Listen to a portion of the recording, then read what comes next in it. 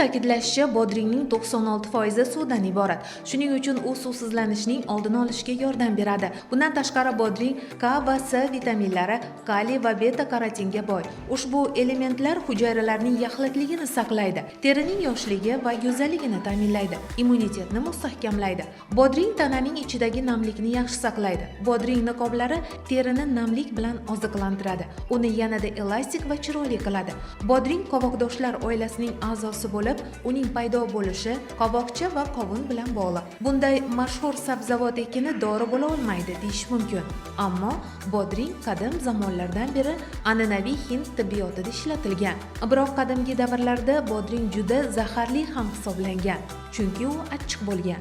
Shuning uchun u dori sifatida mikroskopik dozalarda ishlatilgan. Qishloq xo'jaligida bodring bo'yicha olib borilgan tadqiqotlarga qaramay, bu sabzavotning kimyoviy va terapevtik xususiyati haqida nisbatan kam ilmiy ma'lumotlar nashr etilgan. Umumiy ma'noda, organizmning ulkan gidratsiyasidan tashqari, bodring diabetga qarshi va antioksidant faollikka ega.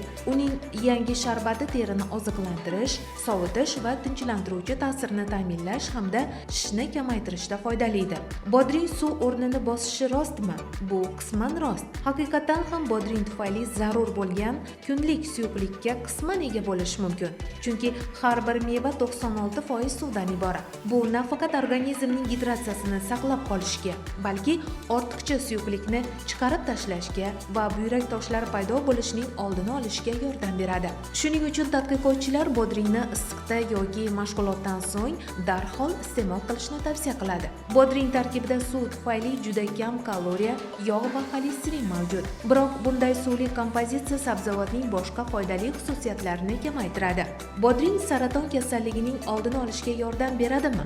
Olimlar bodringdan bir nechta biologik faol birikmalarni, shu jumladan kukurbitotsinni ajratib oldi. Ushbu modda organizmga atipik hujayralarni, ya'ni maligan o'simtaning shakllanishiga olib kelishi mumkin bo'lgan hujayralarni yo'q qilishga yordam beradi. Kukurbitotsin qabul qilishning asosiy foydasi saratondan himoya qilishdir.